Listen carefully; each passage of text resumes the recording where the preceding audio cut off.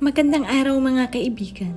Isa na naman pong kwento ang ibabahagi ko sa inyo na magbibigay ng saya at kirot sa inyong mga puso. Pero bago po ako magpatuloy, pakiclick po ng subscribe button, gayon din ang bell icon para lagi kayong updated sa mga susunod ko pang uploads. Isa muna pong pangmalakasang shoutout sa aking mga tagapagsubaybay, sina Girl Brian, Ate Sexy, Ate Isay, Feby at Jillian. Maraming salamat sa inyong suporta. There must be something about a future. You'll find the beauty goes much deeper. Ang kwentong ibabahagi ko sa inyo ngayon ay pinamagatang Fake Love. Inihilig ni Angela ang ulo niya sa sandalan ng bus. Ganon na ba siya katagal nagbabiyahe? Nananakit na ang mga likod niya. 16 na oras na at sabi ng konduktor ay 1 oras na lang at darating na siya sa San Mateo. Hindi siya nag-eroplano dahil gusto niyang makatipid. Pero ngayon, gustuhan niyang pagsisihan ng lahat. Nilinga niya ang mga dinadaanan. Puro talahib at mga kahoy. Rough road ang kalye. Sa tagal ng biyahe ay nakadarama na siya ng pagod at pagkahilo. Ipinikit niya ang mga mata kasabay ng paghawak ng tiyan. Naglakbay ang isip niya sa pangyayaring may 7 buwang mahigit na ang nakakaraan. Ang dahilan kung bakit heto at nagbabiyahe siya patungo sa lugar na hindi pa niya nararating kahit sa panaginip. Kailangan kong umalis, Angela. Sabi ni Jacob sa kanya, isang Sabado ng tanghali ang hinahayin niya ito ng pagkain sa mesa. Pinaghalo-halong gulay ang naroon at kung wariin niya ang tinging ipinukol ng lalaki sa kanyang inihahayin ay hindi ito gusto. Umalis? Patungo saan? Tumanggap ako ng telegrama mula sa kaibigan ko sa San Mateo. Pinapauwi ako dahil may problema sa lupa kong pinagbibili sa kanya. Wika nito na hindi sinasalubong ang tingin niya. Hindi mo ba ako maaaring isama? Nag-aalala ang tanong nito. Kung pagdating sana ng airport ay hindi na magbabiyahe ng 3 oras ay isasama kita. Rough road at patagtag. Isa pa, babalik din naman ako kaagad. 3 araw lang ako doon. Pero hindi ba dapat ito ang tamang pagkakataon para makarating ako sa inyo? Hinila niya ang upuan at naupo. Tinitigan ang mukha ni Jacob na nakayuko sa pagkain. Wala akong pamilya, Angela. Sinabi ko na sa iyo iyon, di ba? Ang mother ko ay namatay sa heart failure 6 months ago. At kaya ako narito ay upang asikasuhin ang pagbibili ng mga ari-arian ko roon. Nasa tinig nito ang mahigpit na pagtangging maisama siya. Iyon ang nahihimigan ni Angela. Isang buntong hininga ang pinakawalan niya. Kung sa bagay, mahihirapan din naman akong kumuha ng leave sa opisina. 3 araw ka lang ba nang mawawala? Pinakamatagal na iyon. At ngayon na ang alis ko para bukas ng tanghali ay naroon na ako sa rancho. Dinampot nito ang baso ng tubig at uminom. Pagkatapos ay tumayo. Rancho? Bahagya siyang namangha sa narinig dito. May rancho ka? Nagkipit ng mga balikat si Dominic at tumayo. Lupa, rancho. Pareho lang yon, Angela. May iritasyon sa tinig nito. Nabigla lang itong mabanggit ang rancho. Ihahanda ko na ang mga gamit ko. Pumanhik ito sa itaas ng apartment. Mabigat ang katawang sumunod si Angela. Kung tutuusin, ay wala namang mga gamit si Jacob na nasa kanya, kundi 3 polo shirt, 2 pantalon, at marahil ay 3 ring underwears. Nakatayo siya sa may pinto at pinapanood ang paglalagay ng asawa ng mga gamit sa attached case nito. Bakit kailangan dalhin mo ang mga damit mo, gayon 3 araw ka lang doon? Pagpuna niya. Hindi ba dapat na iuwi mo na nga dito ang iba mo pang gamit? Nilingon ni Jacob na sandaling hindi kumibo sa pagkakatitig sa kanya. Pagkatapos ay humakbang palapit. Hinapit siya nito sa bewang. You're right. Nakalimutan kong may asawa na nga pala ako. Ginawaran siya nito ng mapusok na halik sa mga labi. Laging ganoon kung humalik si Jacob. Tila siyang laging naghahabol ng paghinga. Napaka-uncomfortable. Sa mga novels na nababasa niya, tila ginagapangan ng kuryente ang karakter na babae pag hinahalikan ng bidang lalaki. Bakit hindi niya maramdaman iyon? Ito ang 11 araw mula nang ikasal sila. At sa loob ng mga araw ni iyon ay 3 araw lang na natulog ang lalaki sa apartment. Nung unang 2 araw pagkatapos nilang ikasal, sa 3 araw ay hindi na ito umuwi. Ang sabi ay na-blow out ng mga kaibigan dahil nag-asawa na siya at hindi man lang nito naimbita ang mga iyon. At ngayon ang ikalimang araw kung saan umuwi naman ito ng San Mateo. Isa pang pinagtataka niya at ng kaibigang si Leia ay hindi man lang niya ito pinaglim matapos sila magpakasal. Ang sabi nito ay babawiin na lang nila ang honeymoon pag naibenta ang mga lupang pinagbibili. Naniniwala siya roon dahil isa sa mga clerks pinupuntahan ni Jacob ay nakasabay niya sa kantin ng building. Nabanggit nito ang tungkol sa lupang inaasikaso ng lalaki. Pogi pa nga ang pagtukoy nito kay Jacob at tinutokso siya. Pinakawalan ni Jacob ang mga labi niya. I really don't want to leave you, Angela. I will miss you, wika nito. Nasa mga mata ang pagnanasa. Ako rin, Jacob. Kung may oras lang, nilingon nito ng mga panghinayang ang kama. Pagkatapos ay umiling. Mahuhuli na ako sa flight, Angela.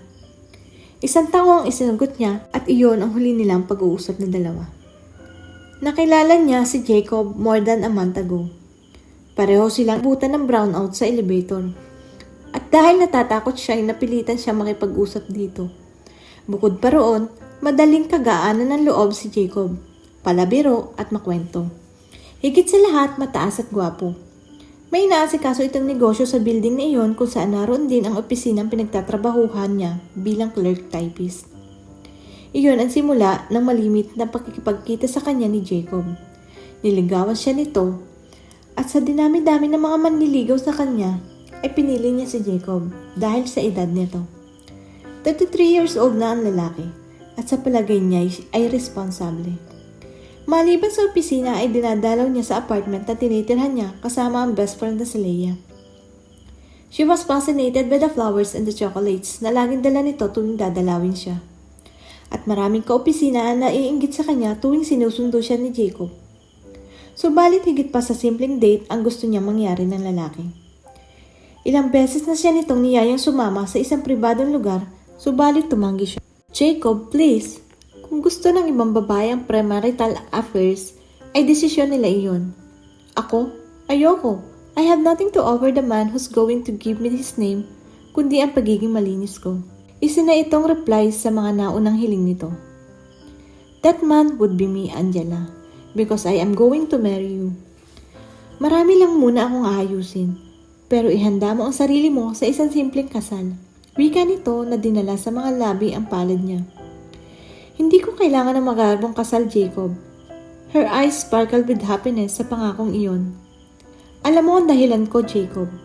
Naikwento ko na sa iyo. Ulila na siyang lubos. Hindi niya nagisnan kung sino ang ama niya. 9 na taon na siya nang ilagak siya ng kanyang ina sa Girls Town. Nangakong babalikan, pero hanggang sa mga sandaling ito'y hindi na niya nakita pang muli. Ni hindi niya alam kung buhay pa ito. Pagdating niya ng 18 ay pinalabas siya ng bahay ampunan at binigyan ng rekomendasyong makapagtrabaho sa opisinang pinagtatrabahuhan niya ngayon. Maliban sa bata at maganda ay matalino si Angela. Ang mga ito ang tumulong sa kanya upang maging regular sa kampanyang inyon. Nakilala niya si Leia, ang personnel officer, at nakahulihan siya ng loob. Niyakag siyang sa inaupahan nitong apartment tumira. Si Leia na kung tutuusin ay isa naman talaga ang nagbabayad ng apartment. Hindi kaya ng sweldo niya ang makishare dito sa bayad. Pinupunan niya iyon sa pamamagitan ng pag-ako ng pagkain nilang dalawa at kahit na nakikihati si Leia ng pamamalengke ay ayaw niya. 4 na araw matapos ang pag-uusap nilang iyon, ay nagulat na lamang siya na sunduin siya sa opisina isang hapon at sabihin nitong papakasal sila. Pero, paano mo gagawin iyon? Ang mga requirements, excitement at confusion ang umiral sa kanya.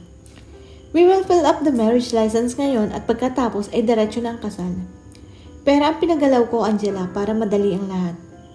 Alam mo naman na lahat ay kayang pakilusin ng pera. Kung sa bagay, alam niyang totoo iyon. Napakabilis na mga pangyayari at sunod-sunuran siya kay Jacob na hindi niya na ipaalam kay Leia. Isang pinakasimpleng kasal ang ginanap sa isang tila opisinang silid. Ang witness ay isang kaibigan ni Jacob at ang huwes ay nanagkasal sa ikakilala pa rin nito. Pagkatapos ng kasal ay inaasahan niyang dadalhin siya ni Jacob sa tinitirhan nito kung saan man iyon. Subalit hindi ganoon ang nangyari at sa halip ay sa silid niya sa apartment sila tumuloy na dalawa. Sinabi nitong sa hotel tumutuloy pag naririto sa Maynila. At nang sabihin niyang nakakahiya naman kay Leia ay sinabi nitong hindi siya magtatagal doon at hinihintay lang na matapos ang inaasikasong pagbibili ng ari-arian sa probinsya at lilipat din sila. Nang sabihin ni Jacob sa kanya wala itong pamilya, maliban sa ibang namatay sa sakit sa puso ay hindi na siya nagtanong pa. Tulad din niya, nag-asawa na walang mga kamag-anak. At hindi niya gustong pag-usapan ng mga bagay na magdudulot lang ng lungkot sa kanya at marahil ay kay Jacob rin. Hindi ka pa papasok ngayon? Si Leia na sumilip sa silid niya. Nasa kama pa rin si Angela at nakahiga. Nahihilo ako, Leia. Parang gustong bumaligtad ng sikmura ko. Sabi niya na niyakap ang unan. Baka naglilihik ka na, Angela. Sabi ni Leia na pumasok. At naupo sa gilid ng kama. Kahapon pa kita napupunang tila tamad na tamad. Nanlaki ang mga matang napatitig siya sa kaibigan. Naglilihi? Pero hindi maaari, Leia. Aniya na napabangon. Hindi ako maaaring maglihi. Abay, bakit hindi? Ay nag-asawa ka? Natatawang wika nito. Kailan nga pala ang balik ni Jacob? Mag-iisang buwan na siyang wala, di ba? Ibinagsak niyang muli ang sarili sa kama at tumitig sa kisame. Gumuhit ang pag-aalala sa mukha. Kahit sulat o telegrama ay wala akong tinatanggap sa kanya, Leia. Nag-aalala na nga ako eh. Ano? Bulalas ni Leia na nagsalubong ang mga kilay. Akala ko ba'y sumulat na siya sa iyo at naantala ang pagbabalik? Sinabi ko lang iyon dahil nahihiya ako sa iyo. Isang buntong hininga ang pinakawalan niya kasabay ang pagtutubig ng mga mata. Hindi ko alam kung ano ang nangyayari, Leia. Hindi agad nakakibo si Leia. Hindi niya gusto si Jacob para sa kaibigan kahit noon. Basta na lang ito lumitaw sa buhay ni Angela mula sa kung saan at pinakasalan ng kaibigan. Pero maliban sa paalaala ay hindi niya magawang saklawan ang desisyon at buhay ni Angela. At lalong hindi niya magawang siraan ng loob ang kaibigan niya yun. Baka naman malala ang suliran ng kinakaharap niya sa probinsya nila kaya hindi niya magawang sumulat o tumilagrama sa iyo. Tinitigan niya ang kaibigan. Naniniwala ka ba roon? Umiwas ang tingin si Leia at tumayo. Lumapit sa bintana at hinawi ang kurtina at pinanood ang mga kabataan nagbabasketball sa may di kalayuan. Hindi ko alam kung ano ang sasabihin ko, Angela. But if you want my honest opinion, then it's no. Hindi ako naniniwala roon. Kinabahan si Angela. Then something went wrong. Must have happened to him. Baka na-aksidente siya at na-hospital. At tuluyan ang kumawala ang mga luhang pinigil niya. Kung gano'n namang nangyari, hindi maaaring hindi natin malaman. We would have seen notified dahil asawa ka niya o di kaya ay nabasa o narinig na natin sa TV. Malayo ang probinsya nila. It's a remote area. Nagbuntong hininga si Leia. Ang pinakamabuti natin gawin ay maghintay pa. Mamaya, mag-half day ako, sasamahan kita magpa-check up para malaman natin kung nagdadalang tao ka. Nagdadalang tao. Magkakaanak siya. Napakabilis ng mga pangyayari sa buhay niya. At ang kinalulungkot niya ay tila hindi siya nag-asawa. She married a stranger. Sa loob lamang ng halos 5 linggo ay nakilala, niligawan at pinakasalan siya nito. Kung bakit nangyari iyon ay hindi pa rin niya maintindihan. Marahil ay nadala siya sa mga deklarasyon ng pag-ibig nito. Marahil dahil sa edad nito. 14 na taon ang agwat nila. Responsable and matured looking. Parang nagkaroon siya ng father image o maybe eksperto lang ang lalaki sa mga bagay na iyon. At sinabi pang matalino siya. How ironic. Biglang nagmulat ng mga mata si Angela. Napahawak siya sa tiyan dahil sa pagkakalubak ng bus at medyo nauga siya. Muli niya nilinga ang labas ng bus. Tila walang katapusang gubat ang nakikita niya sa magkabilang panig ng daan. Malayo pa ho ba ang San Teodoro? Tanong niya sa katabing pasahero. Nagsalubong ang mga kilay na tinitigan niya ang matandang babae. Aba kung bayan ng San Mateo ang tinutukoy mo, Ineng, nakalampas na tayo. Hindi naman huminto ang bus doon ng matagal dahil iisang pasahero ang bumaba. Ho? Nasaan na ho tayo? Ang nag-aalala niyang tanong. San Mateo pa rin, pero wala na tayo sa bayan. Napatayong bigla si Angela. Mama, para ho. Huminto ang bus at sa pagtitingin na ng mga tao ay sinikap abutin ni Angela sa lagayan ng bagahe sa ulunan niya ang dala niyang maleta. Tinulungan siya ng konduktor na ibaba sa bus ang maleta niya at inilapag ito sa may tabing daan. Umusal siya ng pasasalamat bago muling bumalik sa bus ang konduktor at umandar na muli ang bus. Nilinga niya ang paligid. Puro talahib, damo ng mga punong hindi naman niya akilala ang nasa paligid. May isang bahay ay wala rin siyang natatanaw. Nasa ang panig na ba siya ng lupa? Ngayon niya gustong pagsisihan ang pag-alis niya sa Maynila. Kahit pa marahil sa bayan siya na iiba ay mahihirapan din siyang hanapin ang bahay ni Jacob. Pero kung may rancho ang asawa niya sa San Mateo, ay madali na niyang ipagtanong. Iyon na nagpalakas ng loob sa kanya. Noong pa niya gustong sumunod sa asawa dito, dangan nga lang at pinipigil siya ni Leia. Napakalayo ng biyahe at walang kasiguruhan. Baka pa siya mapaano, lalo pat nagdadalang tao siya. Pero nitong lumalaki ang tiyan niya, ay hindi niya nakarinig kay Leia. Nagmatigas siya, buntis siya at kailangang malaman ng ama ng anak niya ang kalagayan niya. Obligasyon niyang ipaalam iyon dito. Hindi siya papayag na ilabas sa mundo ang anak niyang hindi alam kung sino ang ama tulad niya. Isa pa, baka talagang may nangyaring hindi maganda kay Jacob. Maraming mga posibilidad siyang naiisip, na aksidente, at napahinga siya ng malalim sa pating iyon. Sana naman ay walang masamang nangyari dito. O baka naman nag-amnesia, o baka nakulong. Mga kung ano-anong kaisipan na gusto nang magpasira ng ulo niya.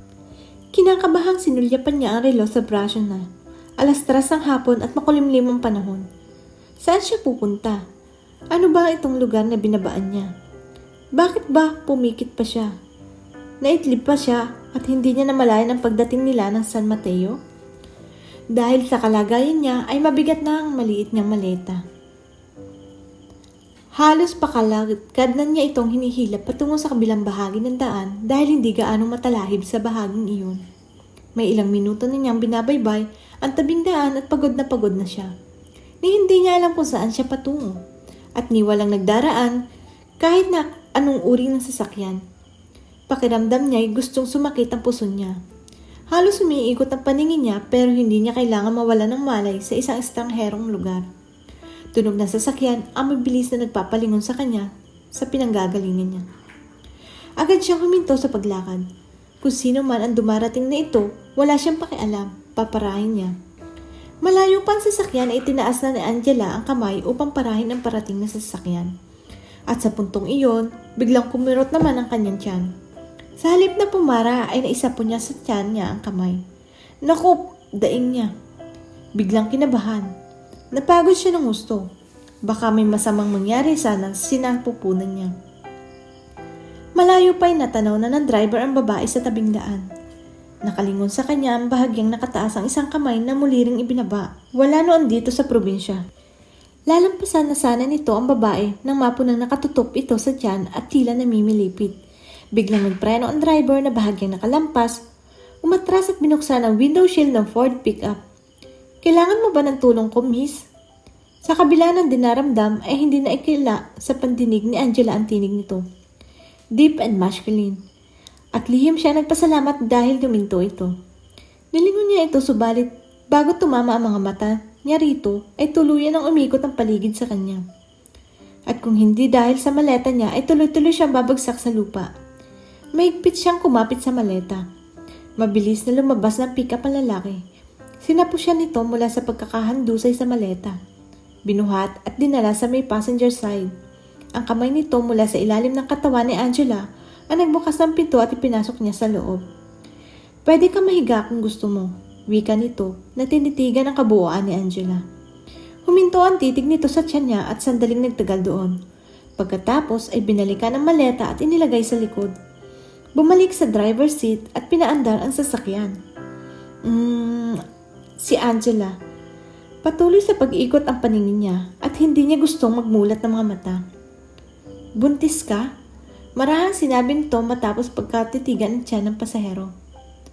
Ano ang masakit sa'yo? Manganganak ka na ba? Sunod-sunod ang tanong ng lalaki kinakabahan ng matindi.